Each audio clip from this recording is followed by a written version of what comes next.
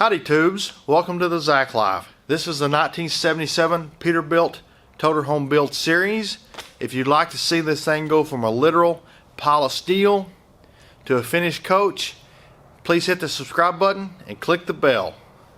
This week, this episode, I want to be working on the step that comes down under the door that you use to crawl up and get in it.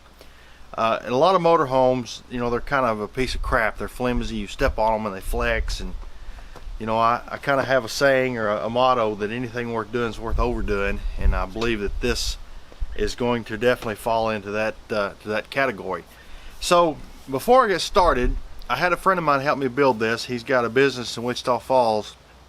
He's got a NC plasma table, and he makes a lot of custom grill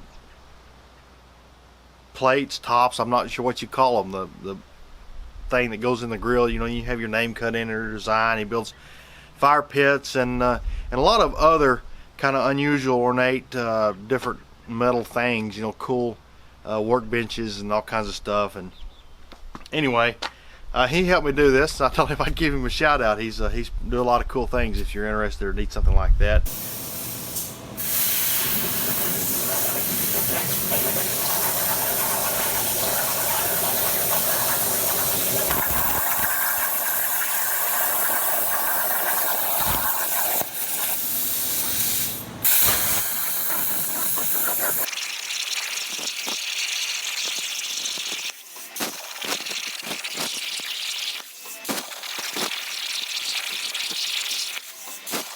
So right here's my step. I don't know how good you can read it from here, but it's a 1/2 inch plate, weighs about, I don't know, probably 60-70 pounds. Anyway, he cut it out, and he cut me out these other few little brackets. Come out really nice. That plasma cutter is really pretty precise. This step is going to set and hang off a couple of originally hydraulic cylinders. They're just cheap Chinese hydraulic cylinders, but I'm going to run them off air, and we're going to kind of cantilever the step off of the air cylinders. So here's the two cylinders I want to mount this on. So I'm going to give kind of a quick overview of what we're going to do, because it may be hard to video some of this after I actually get in there and get to working on it.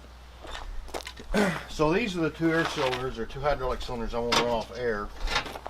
This bracket that you saw, this cool goofy bracket, it bolts on these cylinders, and this will be the front mounting plate, and then these will be welded directly to the frame of the coach. And I want to cut this off. These will be cut off and then turned down and rethreaded. These will be bolted on here and welded to the step.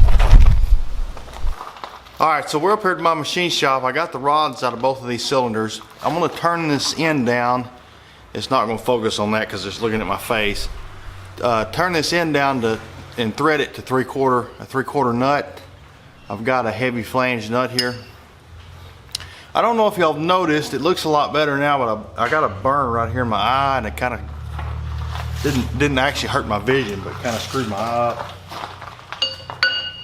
I'm kind of notorious for not wearing safety glasses, and I was up here the other day, and I was really getting after turning some round bar down, and I put on a pair of glasses because I was throwing big old chips. They were hitting the chuck and like slinging it all the way across the shop. So I had a pair of glasses on, and I was one of these chips slung up underneath this glass and stuck right there in my eye, and I closed my eye and pinched down on it and just burnt the crap out of my eye.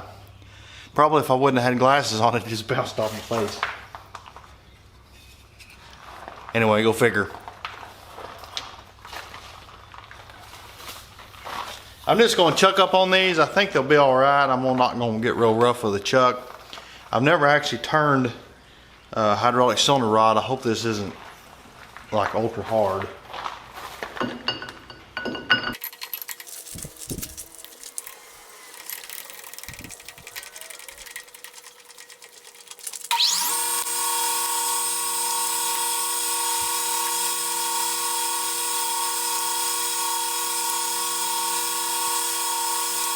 So we're starting out 1 1/8 inches, and I'm going to 3/4 10.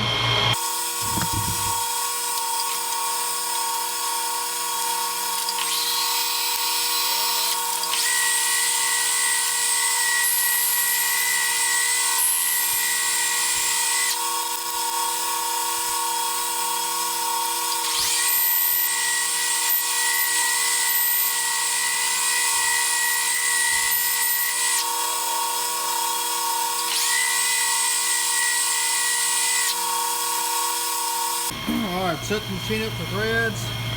You use this chart, you find 10 threads per inch, which is AE and number 4. So when you switch to A, you gotta get it moving where you can switch it. AE, throw this out, turn this dial to 4, re-engage that, and it locks this. And then you flip this from feeds to threads. And you're ready to cut threads. Alright, so I slowed the machine down to 120 RPMs. We're set up to touch threads. We'll go ahead and touch off. I'll set my dial to 0, and then we'll start threading.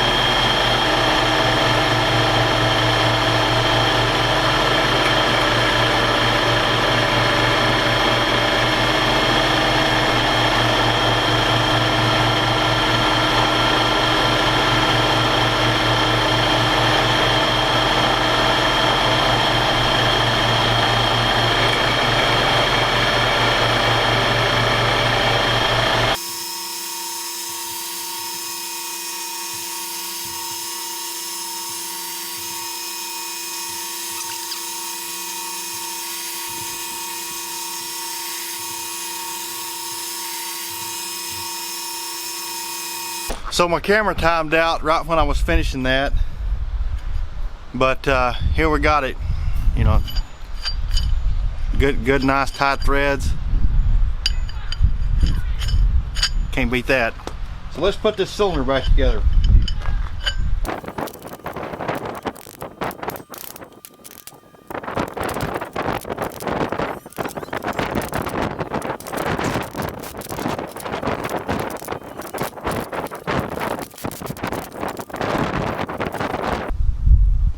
Alright, so we're looking at something just like that. So I'm going to get these mounted, and then after they're mounted I'll weld this to the actual step. The two brackets I had Keith cut out for me that mount the air cylinders to the frame are too short. I just measured them wrong. And so here I've got some 1/2 inch flat bar, and I'm torching out a couple of new longer brackets. So I hope you can hear me. The wind's blowing about 100. So obviously we stepped forward in this video a lot.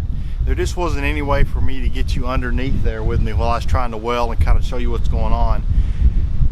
Let's jump under there and kind of look at what's up, and then we'll talk about it. Okay, so here's what we got going on under here. We got the tabs that mount these cylinders, and then these tangs are mounted on this angle iron. These little pieces are a gusset up to this piece of angle iron, and they're also a stop. The step actually runs into these, and that's what limits its travel. Here's the two air lines that will run it. Obviously these will be controlled by some air controllers in there. I think that video is going to be the PLC programming and the air valves and stuff. We'll go over that later. But it absolutely works. It works good. It's a little bit jumpy. Disappears right away.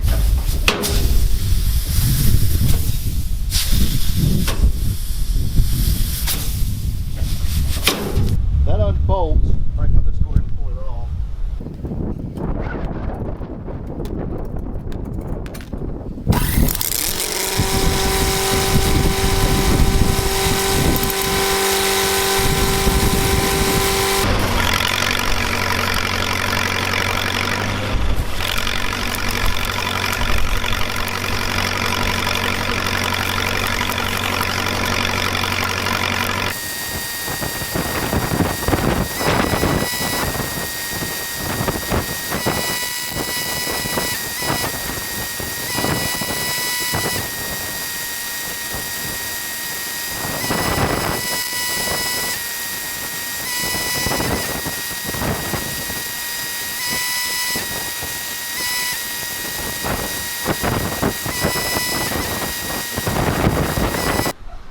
A little 7018. 2 passes on top, and 1 on bottom. I probably could have used another in here, but you got to remember this is 1/2 inch plate. It's not like it's not going to be strong enough. So the next step is to sandblast this thing. I'm gonna go put it in my blast cabinet and bead blast it. I guess I'm gonna glass blast it, not sandblast it, but whatever. Anyway, I can't video that, but we'll catch you when I get that done, and then we're gonna get ready to paint it. All right, I got it blasted, as you can see, so I'm gonna paint it. I'm not gonna go through a whole lot of the paint process. I got some other videos if you'd like to see it. But first step is a grease and wax remover, and I'm gonna go over it extremely well with this because it's been in my blast cabinet. It's full of oxides and grease and whatnot.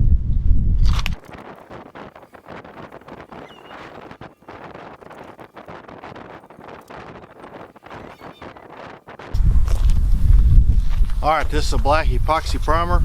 I'm fixing to squirt on here. I'm probably gonna put 4 or 5 coats on it just because I want to make sure and get all on the inside of all the letters and stuff, and that's gonna be difficult to do. I guess you'll watch me shoot the first one, and then I'll catch you when I got it all done.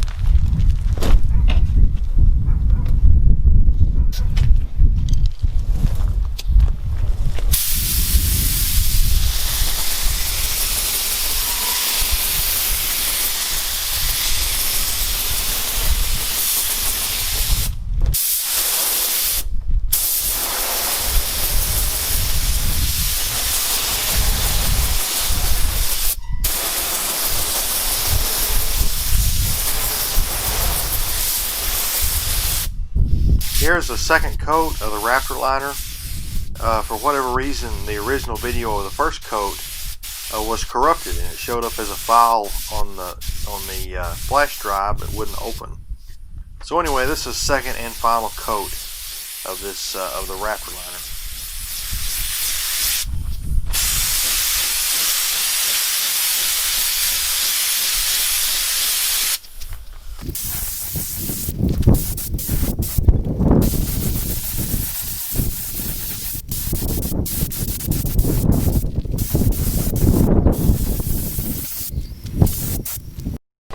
Alright, here's 48 hours later. It came out really, really nice. I'm super psyched. I don't know if you can see the texture. It's just a perfect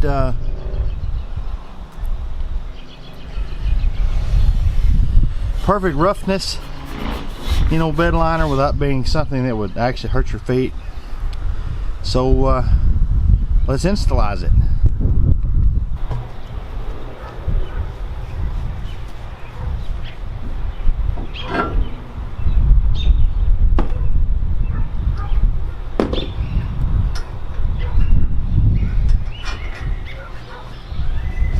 All of that, and I lost one of the nuts.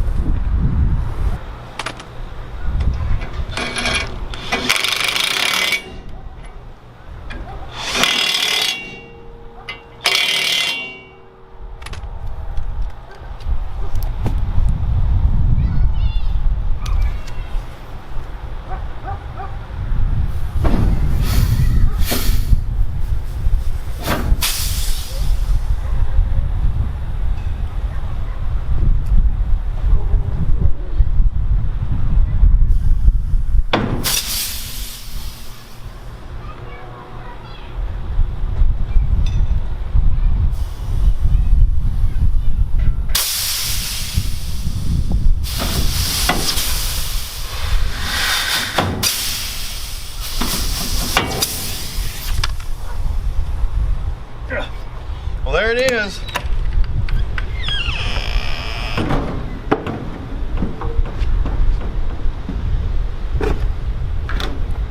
Nice to have a step. It flexes a little, but a whole lot better than probably any other ones you could buy. Also, for aesthetic consideration, it's going to have a piece of aluminum trim here that runs along the bottom all the way around this coach up over the fender wells. I think that makes it just look sweet as could be.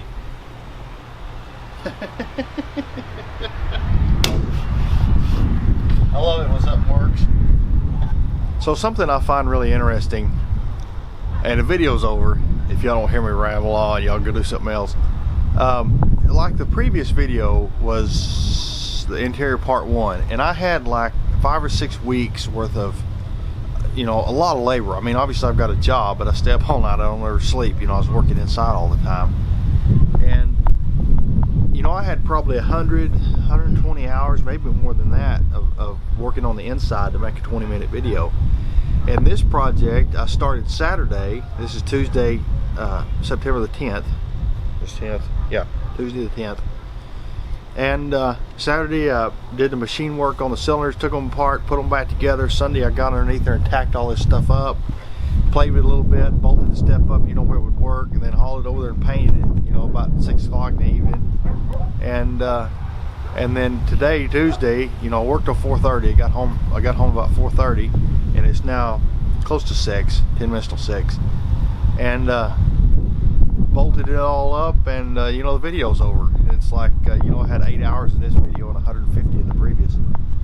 Anyway, like I said in the last video, these aren't all in chronological order with each other. I guess this one probably sort of is, but I was working on the generator, you know, sort of. It's going to be like a video or 2 out. It's already been recorded.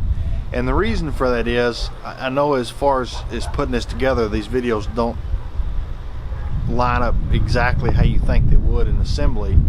But I wanted to break this out in sort of segments that someone that's wanting to, you know how, hey, I'm building a Toterhome, I need to build a step, you know, instead of having to go search through a bunch of videos to see how it worked. You know, I kind of groove them all together with electrical, plumbing, you know, the bolting the truck on. You know, we got several videos coming up about the air system, you know, how to, you know, if you're gutted a semi-truck and you don't know how to plumb in the air system and make it all DOT legal and work, we got that video coming up, and electrical. And then I want to do one too that's coming up that I'm kind of excited about, is like PLCs, PLC, HMI. Not going to have an HMI in here, it's going to be all PLC, but they're a computer that's looked over in the aftermarket world. You know, you can put them in race cars, you can do anything with them. And you know, you can have analog ones that read things like oil pressure, water temp, driveline speed, and anything you want, and throw red lights, or you know, if you've got an oil lease and you've got a set of parameters that you've got to keep right, like pressure on water separators, or you know, any kind of anything. You know, you can set these little $50 little computers up that you can shoot with a rifle and almost won't hurt them. You know, you can't blow them up with lightning.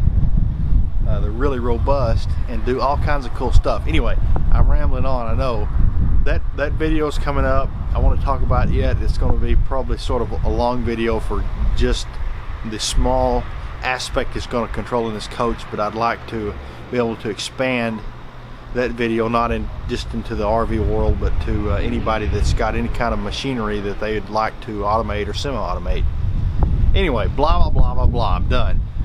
I appreciate you watching this and listening to me ramble on. Please like, share, give it a thumbs up. The next video is coming in a week or 2. I'm gonna try to have one up every week for the next few weeks, but I don't know if I'm gonna be able to pull that off. They take a while to make, and then they take me quite a few hours to edit. You know, I don't mind doing that. I enjoy it, but still, you know, if you don't want to, you know, ruin an afternoon or something just to sit down and sit in front of a computer, that's the kind of thing you do when you can't sleep, which is common for me. Anyway, appreciate it. Catch you next time.